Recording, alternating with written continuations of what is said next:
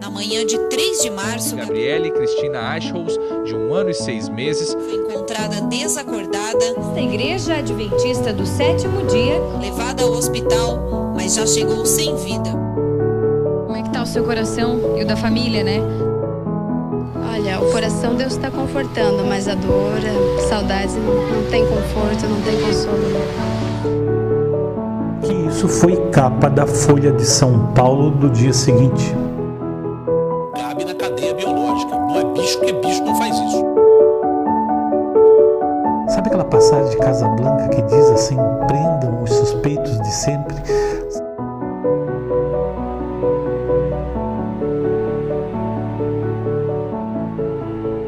O fato aconteceu dia 3 de março de 2007. Repercutiu muito na cidade toda. O Joinville, acordou em sobressalto naquele dia, tão logo aconteceu a morte da pequena Gabriele. Se eu não me engano, já no meio-dia, já os principais jornais já estavam repercutindo o fato.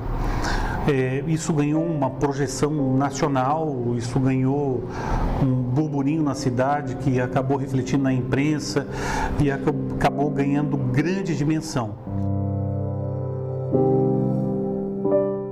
Bom, eu tomei conhecimento desse caso como editor, porque na primeira reportagem eu não participei, foi uma outra equipe que fez essa matéria e trouxe para o Jornal do Almoço do dia seguinte, como já que uma principal notícia do dia, a morte de uma menina dentro de uma igreja, um crime cercado de mistério, logo renderia certamente a principal notícia de todos os jornais locais daquele dia. Quando acharam a Gabriele morta na pia batismal naquele dia, a primeira coisa que se levantou é o que aconteceu com a Gabriele. Ela é encontrada morta, levada às pressas para o hospital, e quando chegou ao hospital, depois do IML, a notícia que saiu na imprensa é que a Gabriele teria sido esganada e sofrido abuso sexual naquele dia. E aí veio a grande pergunta: quem teria cometido aquilo? Quem teria feito aquilo com a Gabriele?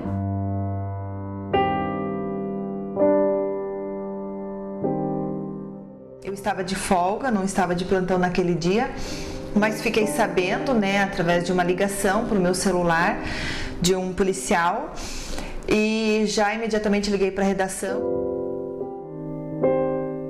Eu não era o promotor do caso inicialmente, mas em razão de o promotor titular do caso, o Dr. Andrei Cunha Amorim, ter sido convocado para trabalhar na Procuradoria-Geral de Justiça, eu fiquei encarregado de tocar o processo. Então eu conheço o processo desde quando o crime aconteceu, as investigações, as tratativas. Eu passei a acompanhar via imprensa e via contato com o Dr. Andrei, que era meu amigo. Tinha uma lâmina d'água, porque esse tanque que eles chamam de pia batismal, na verdade, é quase que uma pequena piscina, um tanque, que o pessoal da igreja tinha feito um teste de estanqueidade um dia antes e tinha ficado uma lâmina d'água, de 1 palmo mais ou menos de profundidade. Foi o primo e a prima que levaram a Gabriele até a igreja naquele culto. Então, quando do ocorrido, o primeiro suspeito que se tinha era o primo. E as primeiras investigações, os primeiros suspeitos que foram ouvidos foram o primo e a prima da Gabriele. A prima deu alguns depoimentos e depois o primo também, e até ali a polícia acreditava que seria o primo o mentor de tudo, que teria feito, esganado, abusado, estavam se dando praticamente por concluída, e as investigações partiram para outro rumo.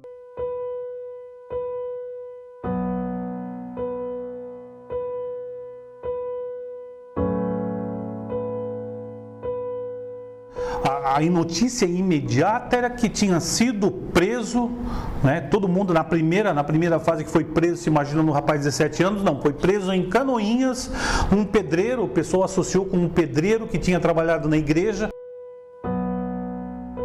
Poxa, então a polícia estava investigando uma outra coisa que ninguém sabia, e ela teria mantido isso em sigilo, e de repente ela veio com um resultado de maneira acachapante, assim, de maneira extraordinária.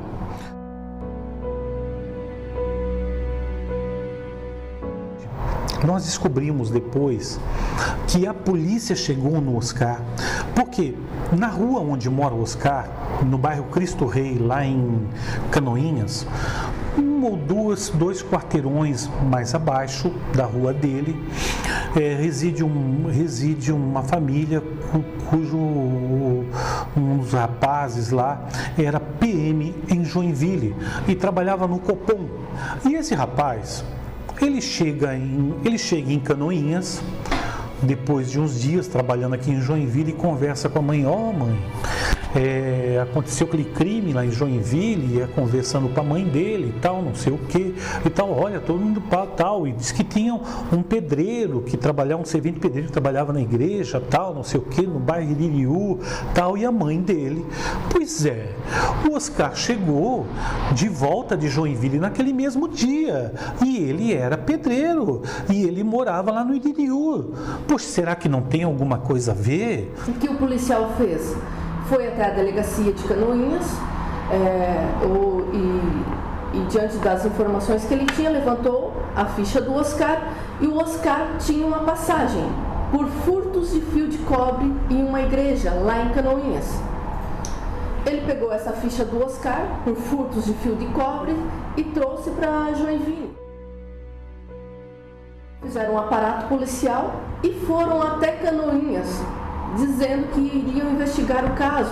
E o discurso é que ele teria ido convidar o Oscar para prestar esclarecimentos. O Oscar foi convidado, mas na verdade ele foi algemado, jogado no camburão, a casa dele foi revirada, tal, não sei o quê. Neste momento começam as irregularidades, nesse momento começam as falhas do processo em si. Porque a polícia, nesse momento, quando chegou na casa do Oscar, entrou na casa do Oscar, algemou, colocou um marca-passo e o colocou no camburão, fez sem ter nenhum mandado de prisão.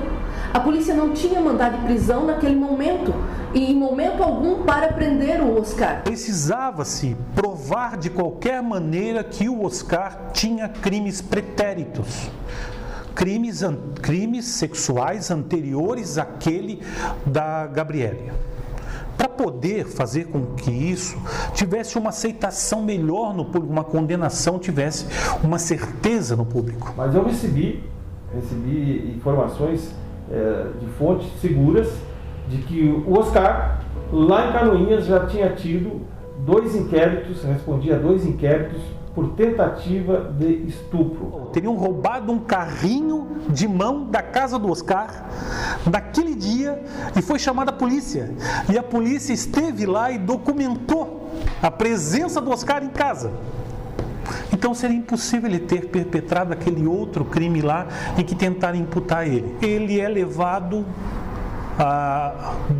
de manhã para uma delegacia, às 2h da tarde eles têm uma confissão, eles chamam um advogado, o advogado que praticamente foi lá só assinou, o advogado disse que ele estava meio bobo, tal, e o Oscar e o delegado já nessa hora da tarde, por volta da tarde, começo da tarde, já tem uma confissão. O Oscar não prestou depoimento de imediato. Ele ficou, desde o momento em que foi preso, logo de manhã, até as 2h, sem ter contato nenhum com sua família ou com algum advogado. Simplesmente, esse lapso de tempo, ninguém sabe o que aconteceu. O depoimento do Oscar só foi tomado às 2h da tarde. As calças lá ou não? Não, vai com calção de baixo. Como é que você fez? Você arredou a calça e a fralda dela? Não, o cinto, cadê a fralda? A fralda, só também arredou. Foi a calça. Não lembro do... Calça. Tá.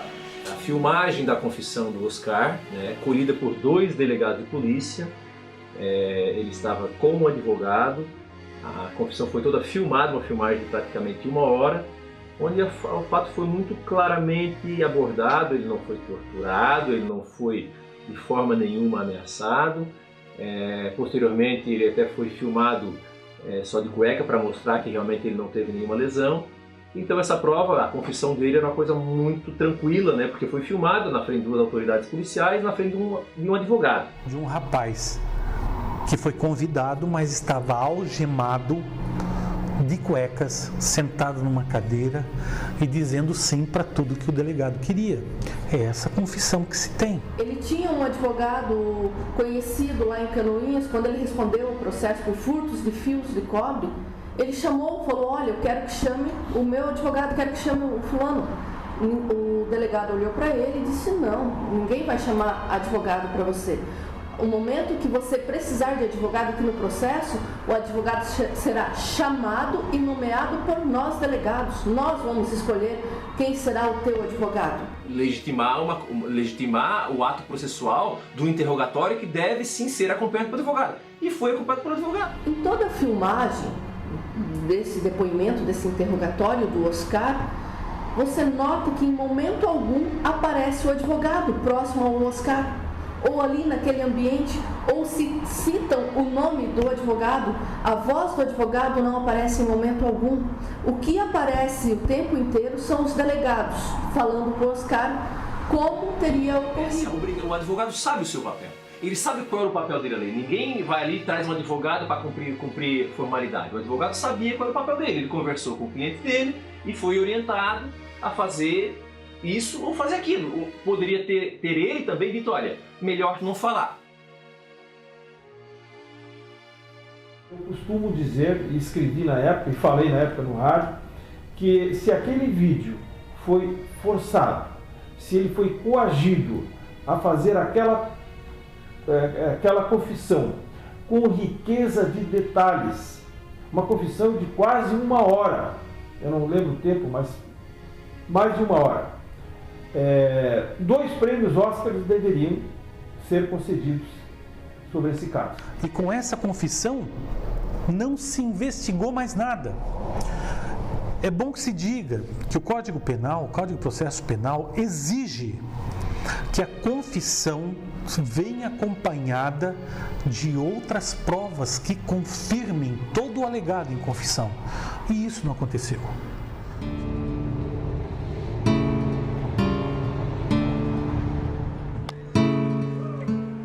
O jornalismo é uma atividade que muitas vezes confunde até os próprios proprietários dos meios de comunicação, porque embora boa parte da comunicação que seja produzida no jornalismo seja feita por organizações privadas, particulares, o resultado do produto, isto é, a informação, ela tem caráter público.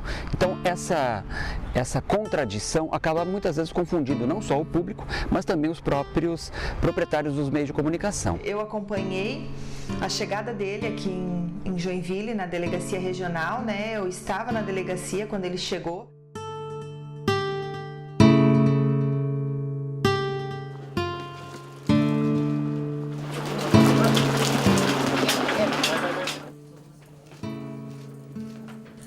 Prender o cidadão, eu fui para lá, fui aguardar lá, junto com os outros órgãos de imprensa que estavam lá, a chegada do suspeito. E a partir daí eu preferi buscar essas informações, confrontar essas informações que a polícia passou nessa coletiva com os familiares dele lá, de que forma se deu essa prisão. Então, em vários momentos que era possível, a gente conversava com ele mesmo. E com esses familiares, pessoas próximas, vizinhança da igreja, moradores daquela região, daqueles bairros próximos por onde o Oscar alegava ter passado. Você lembra do caso da menina Gabriele, que foi encontrada morta dentro de uma igreja de Joinville? Ouvir a fonte oficial nunca é o suficiente, né? Ocorre que em alguns casos, principalmente quando é uma investigação em que há dificuldade para se obter informações, muitas vezes o jornalista não acaba encontrando outras alternativas à fonte oficial, né? Nem sempre é possível que ele investigue tudo por conta própria. E nesses casos, infelizmente, há episódios em que o jornalista acaba à mercê da fonte oficial, né? O que é preocupante. Fala-se muito em ouvir os dois lados, mas os dois lados eram sempre a questão da versão oficial da polícia em relação a esse caso. Porque a polícia, depois que as suspeitas começaram a ser levantadas, se fechou, não falava mais sobre o caso. O responsável pelo caso não falava mais sobre esse caso. Em alguns momentos, os jornalistas colidem com os interesses das próprias fontes. E aí eles correm o risco de perder essa fonte. Isso é natural, isso é esperado, embora isso seja indesejável. Claro que o jornalista depende daquilo. O que ele tem que fazer?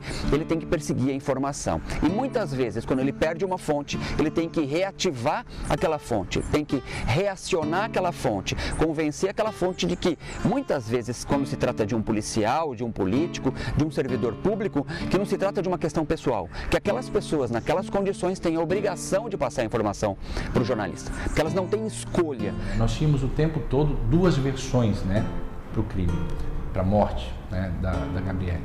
Então, sempre que a gente tinha uma atualização da investigação, fosse ela pela polícia ou pelo Ministério Público, a gente tinha a preocupação de incluir a defesa que dizia uma tese totalmente contrária, né?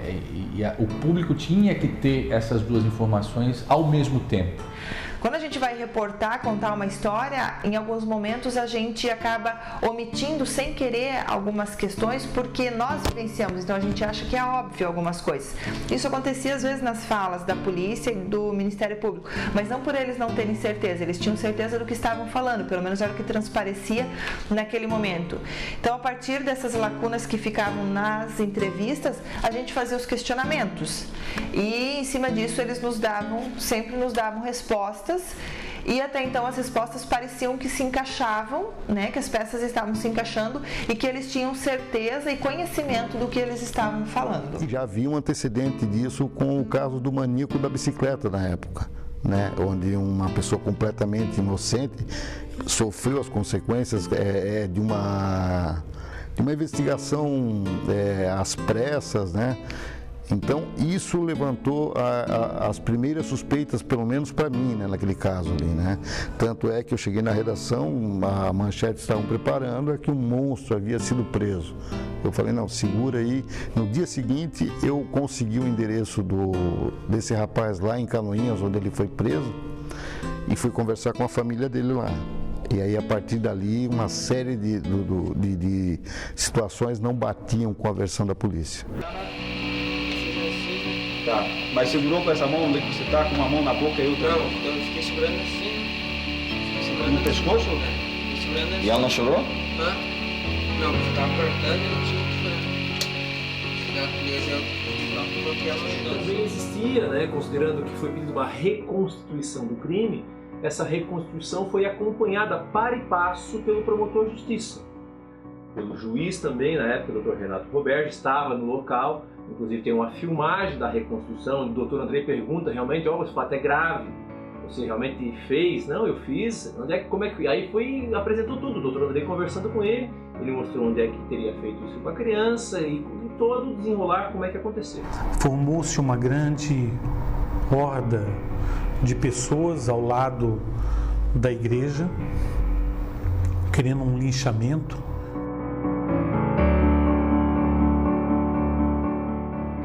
Ganhou tamanha repercussão isso, que isso foi capa da Folha de São Paulo do dia seguinte. E o que acontece é que o Oscar, ele foi levado primeiro por um batalhão do choque, pelo pessoal do choque e tal, nesse ponto que é um ponto de caminhões, numa área assim com algumas árvores no começo da Rua Cegonhas. E lá é que ele teria deixado uma garrafa com cachaça, que foi onde ele se embebedou. Dali, bêbado, ele teria andado umas 7 ou 8 quadras pela Rua Cegonhas até chegar na igreja, aonde teriam ocorrido os fatos. Ele disse que teria vindo, botado uma garrafa nas mediações de uma determinada localidade próxima a uma árvore. Essa garrafa foi encontrada, o que diz que o que ele falou no interrogatório gera credibilidade e legitimidade ao que ele disse. Do local até a igreja dão salvo engano, alguns quilômetros, ou 1 quilômetro no mínimo. É um lugar meio distante. No começo da cegonha, a igreja quase lá no final. Também o Ministério Público, quando faz uma acusação, também procura certificar. Exemplo disso que eu acabei de mencionar, eu fiz todo o trajeto a pé num sábado, fui lá, deixei meu carro parado na igreja, fiz o percurso de ida e de volta para ver se o tempo que ele disse que ele estaria ligando confere ou não confere. E não bateu, sobravam alguns minutos.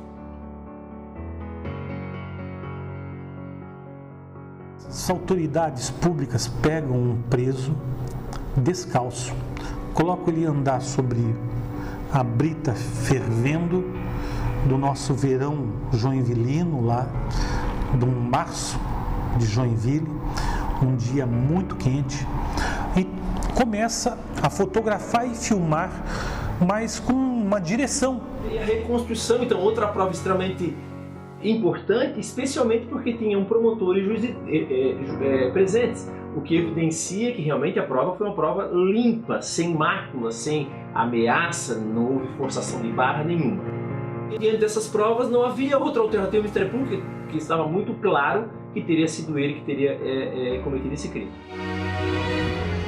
Eu estava assistindo pela televisão a reconstituição do delito. Eu cheguei à conclusão que o Oscar não era o culpado. Aquela repercussão toda, autoridades, imprensa, ele com uma bonequinha na mão, que deram para ele reconstituir como se fosse a vítima. Quando ele passa direto, alguém puxou pelo braço e disse: Oscar, é por aqui, ó, você subiu por aqui. E havia uma escada. Daí ele voltou e subiu pela escada. Daí eu pensei, eu acho que eu estou certa. Esse cidadão está sendo acusado injustamente.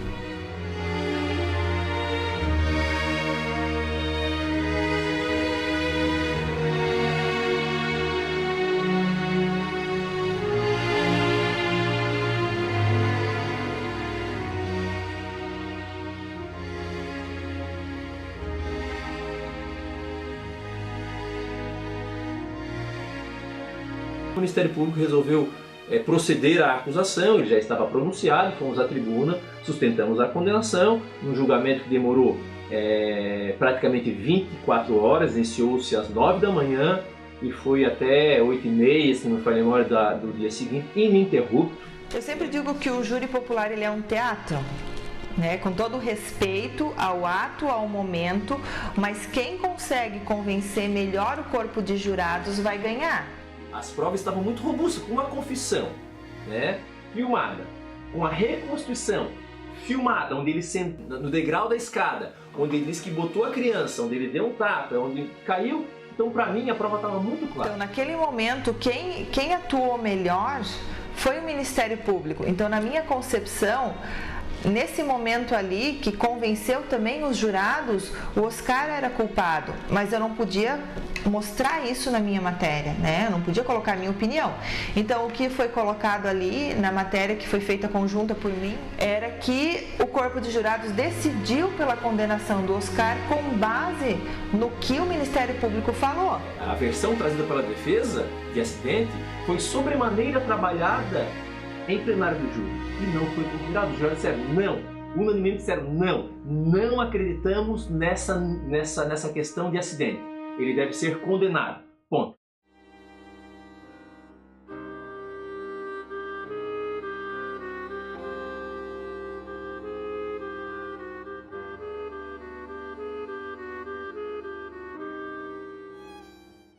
Não, eu esperava que eles fossem investigar e iam procurar prova e iam ver que não era eu, né? Porque tem minhas provas da minha tia que me viu em casa, eles começaram a fazer perguntas, eu comecei a ficar com medo, né?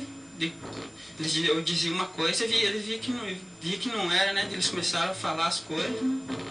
Eu fui tipo quebra-cabeça, a gente vai montando assim, né? Só que eu não tinha nada. O Oscar falou, não fui eu nem na igreja estive, porque naquele dia eu fui embora para Canoinhas e eu liguei para minha irmã às 9h20, em torno de 9h20 eu estava numa panificadora ligando para minha irmã. Das dúvidas que somaram era o fato da suposta fuga do Oscar. Sabe, existia um enredo em que dizia que ele teria matado a Gabriela e saído fugido de Joinville. Sobrevém que a gente descobre quase que de imediato que a passagem comprada foi comprada pela família do Oscar e foi comprada antes. A família comprou e mandou ele buscar passagem na rodoviária, que até era essa ligação telefônica que depois redundou em mais uma prova importante. A defesa pediu que fosse juntado ao processo, junto à operadora telefônica, essa ligação, e foi juntado. Então, às 9h25, o Oscar estava no orelhão ligando para a família para ver se os pais tinham ou não comprado a passagem dele. E o que acontece é que essa ligação ficou registrada. Tem uns 20, 30 minutos de diferença entre a ligação, lá no final do Jardim Iririú, com o momento em que ela entra no hospital.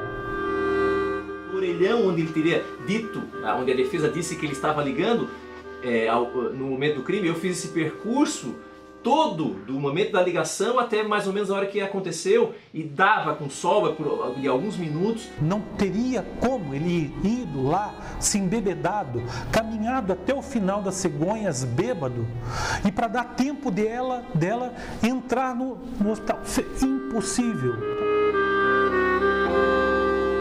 A reconstituição mostra situações que são divergentes daquela em que o Oscar fala, em que ele é entrevistado na primeira confissão, né?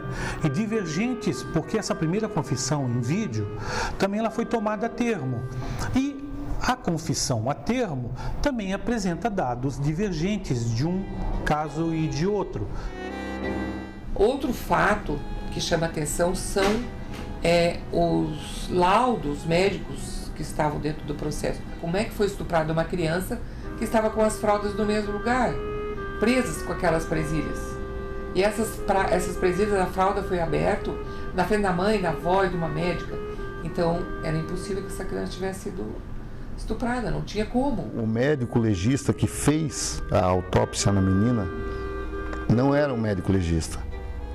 Eu não lembro qual era a sua especialidade, mas foram buscar um médico lá em Piraberaba, pouco familiarizado com a situação, nunca havia feito esse tipo de trabalho, sendo que nós tínhamos médicos, havia um médico disponível aqui que seria o Dr. Quirino, né, que sempre fez esse tipo de trabalho das autópsias. A pessoa que estava no IML ligou para o João Coelho, falou do caso, perguntou se ele poderia ir até o IML para fazer essa necropsia. João Coelho, de imediato por telefone, falou que não poderia ir até o IML porque ele estava em uma festa. Sem contar que ele nunca tinha feito uma necropsia na vida dele, porque ele é um clínico geral. A única vez que ele fez a necropsia foi na faculdade. Mas mesmo assim insistiram para que ele fizesse o laudo. Foi sugerido então que iriam chamar um técnico do IML para acompanhar. Foi quando ele aceitou. E constataram que a Gabriele tinha água no pulmão, que a morte da Gabriele seria afogamento. Só que não bastava isso, teria que escrever isso num papel, teria que fazer um histórico. E o João Coelho, o médico, disse que não sabia fazer esse histórico. Foi daí que surgiu a parte de esganadura, a parte de abuso sexual. Foi de um laudo anterior que eles pegaram como modelo e não apagaram a parte que constava o abuso. Inclusive o Badan Palhares, que é um dos grandes peritos, né, do Brasil, respeitado, ele disse que a criança não tinha sido estuprada, não tinha nada que indicasse que ela tinha sofrido, né, uma agressão, um estupro. Nós conseguimos as fotos da perícia e nós chegamos ao nome do Dr. Badan Palhares. Os dois legistas que a gente conversou, que tem uma larga experiência nisso, foram taxativos. Nesse caso não houve violência sexual. Pegou todo aquele material e ele fez um laudo, inclusive comparando. No laudo ele pega fotos do cadáver de uma criança da mesma idade que efetivamente tinha sido abusada e ele compara as fotos de uma e outra, mostrando, é assim que fica. No caso da Gabriele não está assim. Ele foi condenado aqui em Joinville. Nós apresentamos ao Tribunal de Justiça uma apelação. Que esse processo ele foi distribuído para a Câmara onde eu trabalhava e trabalho até hoje, que é a segunda Câmara Criminal. Isso após todos os trâmites em primeira instância, onde houve um inquérito policial, houve um processo e houve também o tribunal do júri, onde o Oscar foi condenado. O desembargador Túlio votou pela condenação, pela soberania do tribunal do júri, e foi acompanhado pelo outro desembargador. A desembargadora Salete pede vistas do processo. Depois de algum tempo, ela estudando o processo, ela volta com o voto dela. Ele teve aproximadamente 110 laudas. Meus assessores e eu trabalhamos 3 meses nesse processo. Quando sobrevém esse voto da desembargadora Salete Silva Somariva, isso possibilitou à defesa um novo recurso. Houve a propositura de embargos infringentes, que acontece quando existe um voto vencido, e foi levado então para a sessão criminal, onde todos os desembargadores estão presentes. Aqueles desembargadores que preferiram a soberania do tribunal do júri, eles não afastam a possibilidade dos argumentos, dos outros argumentos também serem válidos. Eles preferem um princípio jurídico que é importante constitucionalmente também, mas que redundaria em o Oscar cumprir uma pena por algo que não aconteceu. Quem tem que decidir uma questão são os jurados. Então, as nulidades eventualmente existentes no processo, das mais variadas, desde aquela que foi levantada da não cientificação do direito ao silêncio, foi colocada aos jurados. Então, a soberania dos vereditos deve sempre prevalecer. Após análise, o relator entendeu que realmente é o que se chama a teoria dos frutos de uma árvore, que quando o fruto está apodrecido, todos apodrecem também, que se uma prova está errada lá no começo, todas as outras provas se tornam inválidas. Ele reconheceu também essa situação e pelo voto dele também, ele anulava o processo desde o início. E daí começa a votar os outros. Ele vota pela nulidade. Outro vota pela nulidade, até que deu 5-4. E nesse momento, então, se anulou o processo. Não houve recurso do Ministério Público. E o processo, então, permaneceu naquele estado em que, com a decisão de que saiu aqui do Tribunal de Justiça. Para mim, foi uma surpresa, uma nulificação, especialmente pelo motivo trazido, para mim foi, intimamente foi um absurdo. E essa nulidade procedimental, ela resultou houve uma determinação de retirada da confissão, essa peça ímpar e importante do processo, e também a determinação da retirada da reconstituição. Eram as duas provas mais importantes, retirando a confissão dele e retirando a reconstituição do fato, que foram, repito, feitos na frente de promotores, na frente de delegados, na frente de advogados.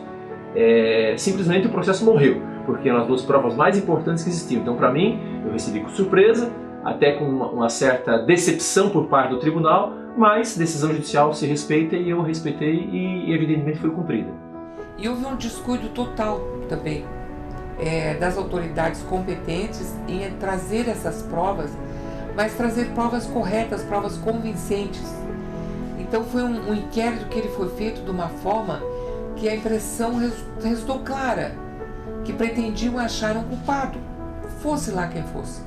Podia ser Oscar, o João, primeiro que passasse ali, que não tivesse embriagado, ou tivesse descalço, ou tivesse alguma coisa, seria aquele. Daí tudo tinha acabado, depois de 3 anos e 14 dias.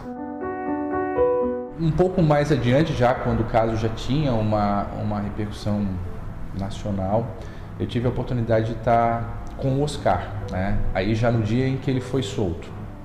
Eu me lembro que naquele dia eu fiquei até um pouco mais tarde na TV e a gente recebeu a notícia de que ele poderia ser solto no início daquela noite. Prontamente eu me ofereci para ir até o fórum, né, para ficar de prontidão no fórum, porque saindo do presídio ele teria que passar no fórum para assinar a sua soltura, e ali a gente tentaria, né, então a primeira entrevista do Oscar após a soltura. Lembro que quando ele saiu, exatamente quando ele saiu do fórum, o jornal estava entrando no ar, né, um jornal que dura 15 minutos.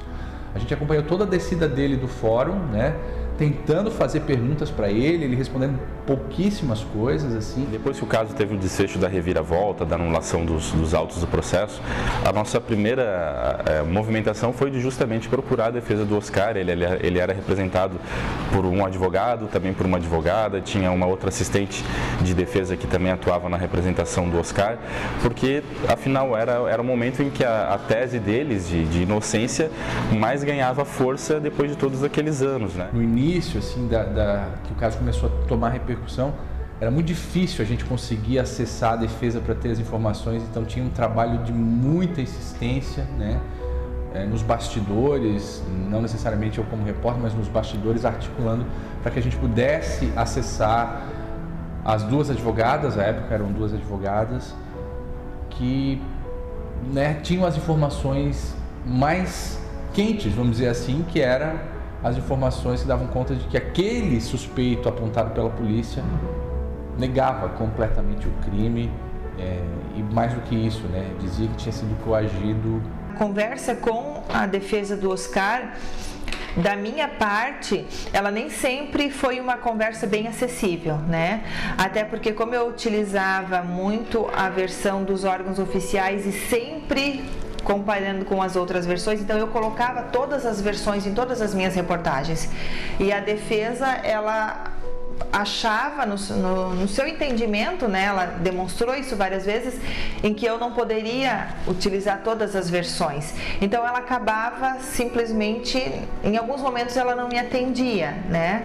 Mas é uma questão normal também que acontece no dia a dia. A defesa pode ou não pode atender quem ela quiser, né, da imprensa, né? A imprensa sempre tentou me desqualificar e desqualificar o Oscar, no geral, com exceção da Gazeta de Joinville, quando nós conseguimos reverter, conseguimos provar que o Oscar não estava na igreja, provar as arbitrariedades da polícia, no caso, de todas as falhas, e provar que a Gabriele não foi esganada e não houve violência sexual, ela morreu afogada na pia batismal. Depois de tudo isso, a imprensa, no geral, voltou a querer falar com a gente, dizendo que sempre acreditavam, que eles tinham convicção, que tinham certeza de que o Oscar era inocente, tinham certeza que nós, advogados, íamos conseguir provar essa inocência. Você lembra do caso da menina Gabriele, que foi encontrada morta dentro de uma igreja de Joinville? O processo foi extinto por falhas na apuração policial. E agora, o pedreiro, que foi o principal acusado de cometer o crime e que chegou a ficar preso durante 3 anos, busca uma indenização milionária na justiça. É para dar um recado para a autoridade juiz, para a autoridade promotor, para a autoridade delegado, para lembrar eles do tamanho da responsabilidade que ele tem e que não é porque é um pobre de Canoinhas, mais uma, sabe, daquelas resultantes, vítimas de um contestado sem vergonha de um Estado que matou tanta gente, tá, por uma estrada de ferro e que redundou numa pobreza enorme nessa região. Não dá para ir lá e fabricar um culpado. 8 milhões é pouco. É pouco perto das barbaridades que a gente vê por aí. Nós sabemos que aqui a justiça foi feita para preto e pobre. É só visitar no presídio, 80% dos presos do Brasil são escuros. E lamentavelmente essa cultura vai continuar por muito tempo. Mas por quê? Não é que também sejam presos apenas os pretos e pobres. É porque eles têm menos oportunidades. Então eles têm menos oportunidades de emprego, eles se tornam mais carentes, menos aculturados e acabam cometendo mais delitos. Mas isso tudo é falta de oportunidade. Sabe aquela passagem de Casablanca que diz assim, prendam os suspeitos de sempre? Sabe, se amolda bem a isso, sabe? Um pobre de Canoinhas, ninguém vai se incomodar com ele, ninguém vai se importar com ele, né? Deixa ele pagar lá 20 anos de cadeia, todo mundo fica feliz e pronto. Amanhã é um novo dia, não para ele. A ação de indenização envolvendo esse caso chegou ao fim. A família da menina Gabriele e a Igreja Adventista do Sétimo Dia entraram em um acordo para encerrar o processo de indenização movido pelos familiares contra a instituição religiosa desde 2009. O valor pago pela igreja à família de Gabriele não foi divulgado. O caso Gabriele, o caso Eloá, o caso do ônibus 174 são casos, infelizmente, emblemáticos dentro da imprensa brasileira, da mídia brasileira, e que mostram muitas vezes como o acompanhamento, no exato momento da ocorrência, pode gerar uma série de distorções no relato daquela notícia. Abusou e matou uma criança de 1 ano e meio dentro de uma igreja. Condenado a 20 anos. É pouco.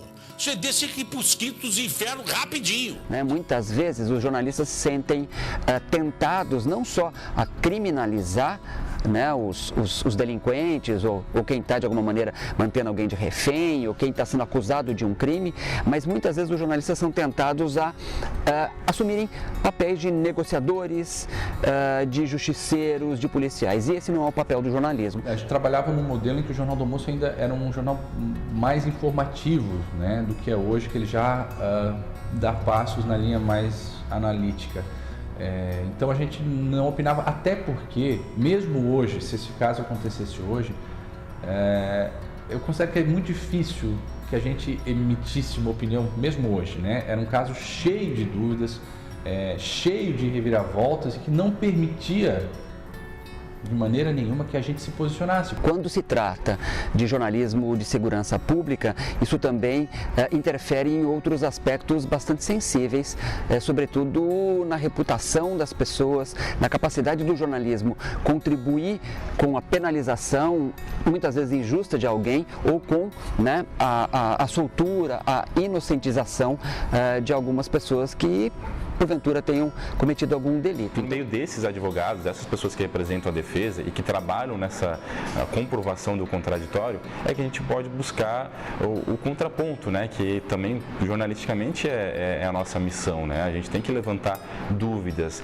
só que fica muito difícil, como um caso como esse, que ele chega a ser conduzido em segredo de justiça, você contestar uma prova que a polícia tenha levantado. Então você tem que ter acesso a essa prova e você não tem autorização para isso. Sempre é muito delicado fazer o jornalismo de segurança pública, porque ele se refere não só a um processo que está em constituição, em processo, a investigação, e muitas vezes o jornalista não tem as informações que nem mesmo a polícia tem, e ao mesmo tempo o público espera que haja uma cobertura, um acompanhamento daquele caso.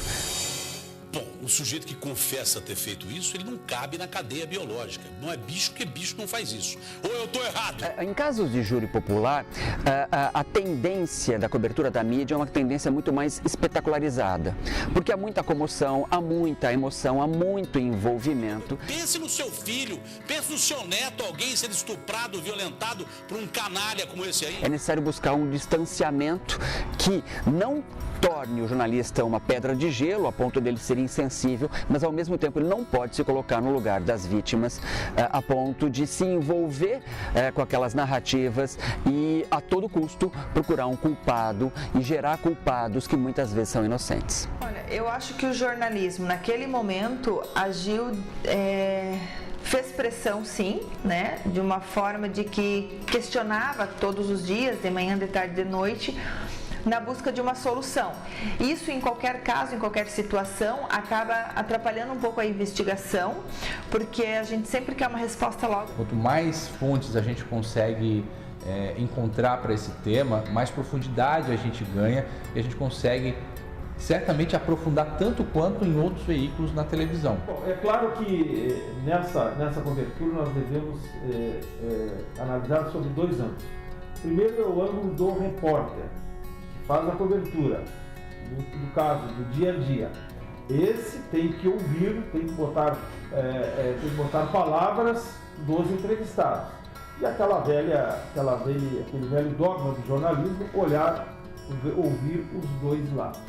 Uma série de pressões, a pressa, a expectativa do público, os anunciantes, a concorrência, tudo isso faz com que muitas vezes o jornalismo atropele as suas regras técnicas e éticas para fazer um jornalismo que nem sempre é o que se espera. Público muito sedento por informações, até porque as idas e vindas, as reviravoltas que esse caso teve, deixava no público uma necessidade de informação sobre tudo aquilo que estava acontecendo.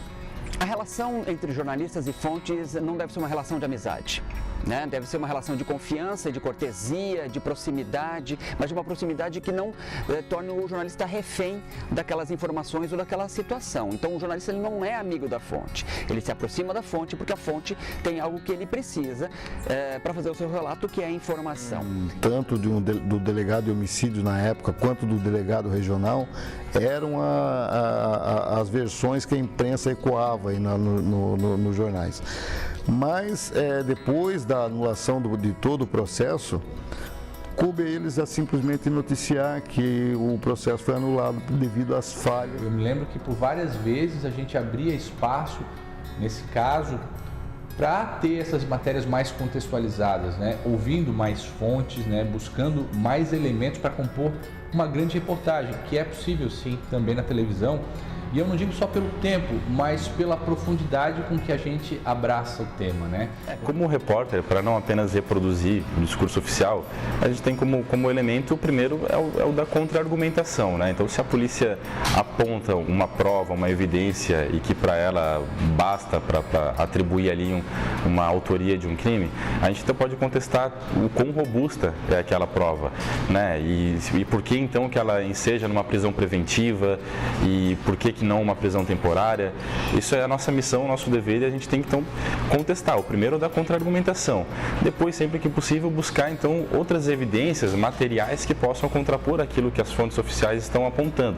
Então, se você tem, por exemplo, um laudo que a polícia tem como base para entender que ali houve um crime, claro que não vai o jornalismo produzir um outro laudo para contestar aquele laudo que é o laudo oficial, mas você tem talvez a possibilidade de buscar outros especialistas para emitirem uma opinião sobre aquele caso. O jornalista, de uma maneira geral, ele tem uma dependência das fontes oficiais, porque essas fontes elas detêm informações que circulam de uma maneira muito restrita. Então o jornalista depende sim das fontes oficiais, seja o delegado, é o promotor público, é o juiz, é o policial, e tudo isso fragiliza um pouco do nosso trabalho, do trabalho do jornalista. Então ele fica dependente disso. Agora, ele não pode restringir o trabalho dele às fontes oficiais. Ele deve buscar, estudar o caso e observar eventuais lacunas, eventuais buracos, brechas, onde ele pode reconvocar ou convocar outras fontes que possam contribuir para aquele relato. Agora, se o Oscar é culpado ou não, eu não posso dizer, porque esse não é o meu papel. Eu não investiguei o caso, né? Eu investiguei enquanto jornalista, no sentido de ouvir todos os lados, buscar todas as versões e aí colocar ali. Mas o papel de investigar, quem estudou, quem fez curso para isso é da polícia. Veja que a investigação jornalística não é igual à investigação policial. Nós não temos o preparo que os policiais têm para investigar. Eles fazem a investigação de uma maneira. Nós podemos aprender com eles, mas nós nunca faremos o trabalho dos policiais. Agora, nós podemos fazer algo paralelo, que muitas vezes, inclusive, vem a contestar essas fontes oficiais. Carece de coragem, de certeza, carece de uma boa dose de boa investigação jornalística. Me ajuda aí, ó. Em 20 anos, é pouco para um cara desse aí. Eu sei que idade ele tem, vai sair com 40 da cadeia para fazer outras barbaridades. Isso aí tem que ser detido o resto da vida. Esses casos acabam se tornando em verdadeiras novelas e nem sempre é o que se quer, né? Quando o jornalismo embarca na elaboração de uma novela, quando se trata de um caso policial, ele está embarcando muito mais no entretenimento, no sensacionalismo, do que propriamente no jornalismo.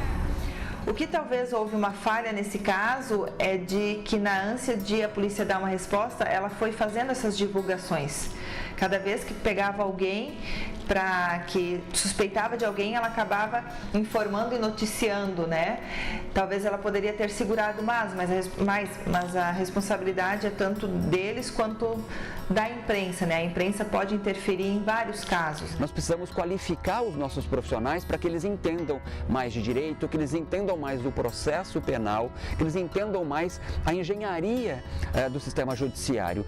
Isso vai permitir que a gente tenha coberturas melhores, menos espetacularizadas, menos sensacionalistas e mais equilibradas, tentando elucidar uma questão e não fazer um fla-flu em torno daquele caso. Buscar dar muita vazão às argumentações que as defesas desses casos manifestam, porque se depois, mais adiante, for comprovado comprovado de fato que houve uma injustiça ou de que houve um equívoco, foi dando vazão a esse contraponto que a gente vai talvez contribuir para que essa injustiça não tenha sido ainda maior. É natural que haja erro, é esperado que haja erro. O jornalismo não pode muitas vezes embarcar em histórias de uma maneira tão assintosa, tão afirmativa. Então, nesse sentido, uma boa dica é o quê? É nunca pré-julgar. Nunca o jornalista deve pré-julgar. A presunção de inocência é uma garantia constitucional, é uma questão ética, é um sustentáculo das democracias. Todos são inocentes até que se prove o contrário. E se alguém é réu confesso, esse alguém deve ser relatado, apontado como réu confesso e não como culpado até que saia a sua sentença em definitivo. Quem leva a culpa tá de touca. Em dia de visita, pega a filha e tira a roupa. Agacha, levanta, senta no banquinho. Jogam suas bolsas no chão de um quartinho qualquer, cheirando a mofo, sujo, sem respeito nenhum. Revisto jumbo com despeito, atitude comum. Não pode isso, ó, não pode aquilo, ó. Comida racionada, não passa de 1 quilo. E o Datena ainda diz que preso se alimenta bem, que é só mordomias às custas de alguém. O que eu quero é voltar pra casa, viver em paz. Sofrer na prisão, irmãos, nunca mais. Eu sou só mais um mandado à frente de batalha, esquivava do fio da navalha. Tinha um sonho poder voltar pra casa, o sofrimento não passa, não passa. Eu sou só mais um mandado à frente de batalha, esquivava do fio da navalha. Tinha um sonho poder voltar pra casa, o sofrimento não passa, não passa. Iaras, lugar de máxima segurança, lugar que mata aos poucos sua esperança. 161445. Arruma suas coisas que você tá indo embora.